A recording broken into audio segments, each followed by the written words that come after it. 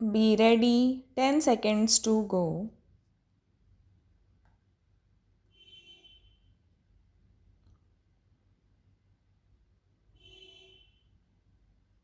Start. Sir, taking up the other matters on which the President's address is being criticized, one criticism has been on the point that the prices have not been contained, that even though we have stated that the inflationary tendencies have been arrested, yet there is no ostensible evidence of the prices coming down in the market.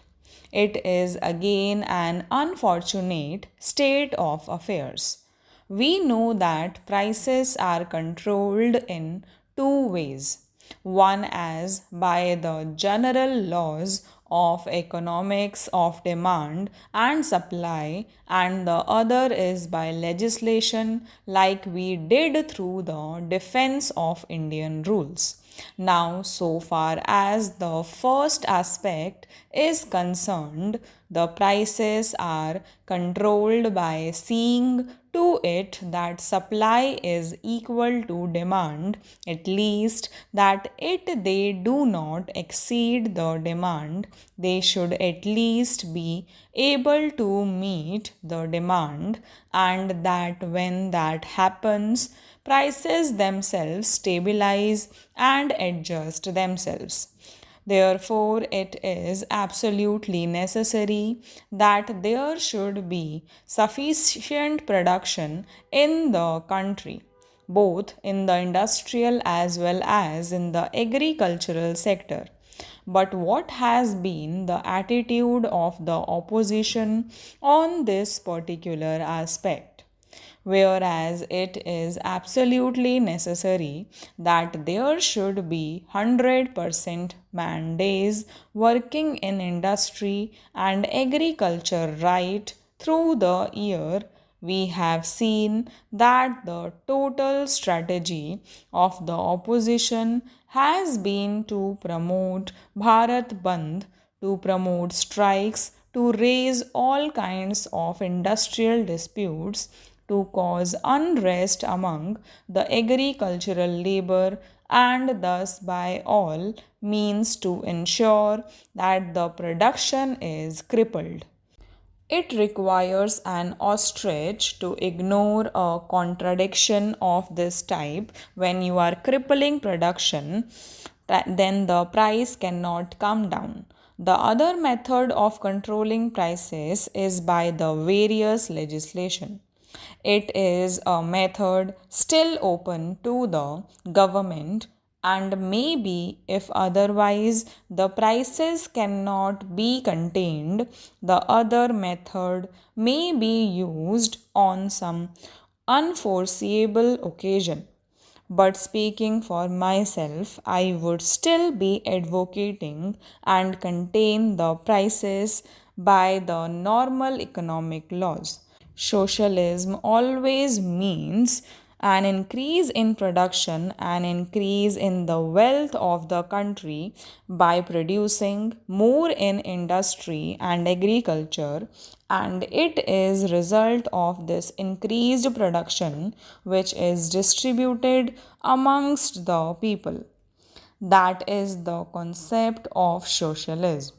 I would expect when we ask for cooperation from the opposition, we are asking for cooperation of this kind.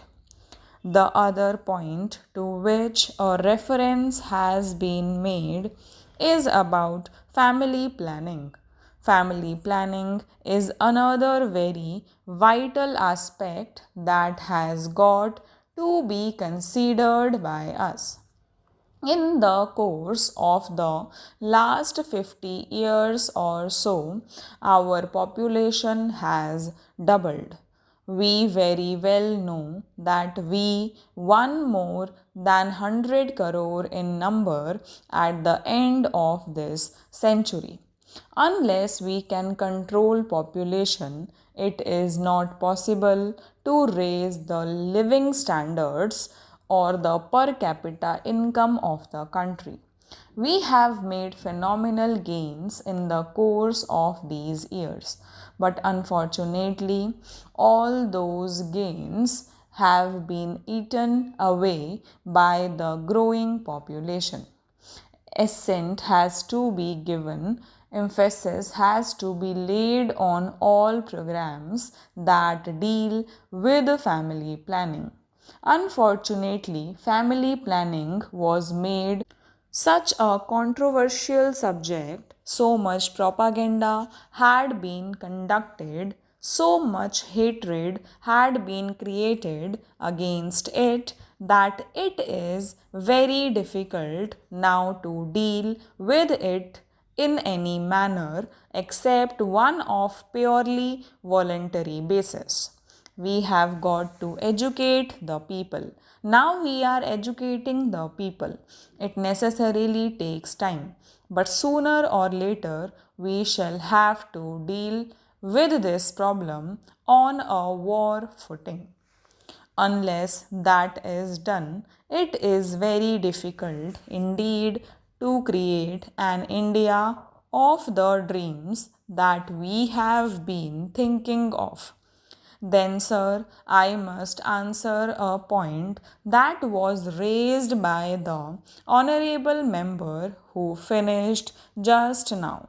He warned us that we must not leave the fate of the entire nation in the hands of one person. Sir, ours is thoroughly a democratic party. Our party is replete with very high grade intellectuals. Some of the finest intellectuals of the country adorn our party. But whenever decision making is concerned, you will find always in all countries it is at the top level with one person. Please think of Britain. When Britain was in difficulties, the total decision making process had been left in the hands of Churchill. He was advised by his cabinet. He was advised by his advisors. But the decision making process was in the hands of one man only.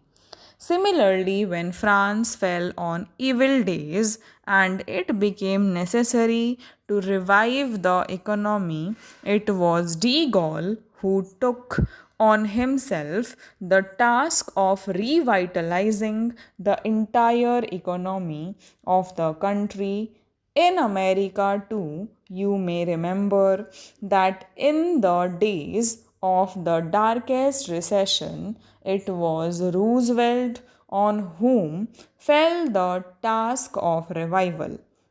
Therefore, it is nothing new, it is nothing extraordinary that at the apex in our country the matter is being dealt with by an individual only.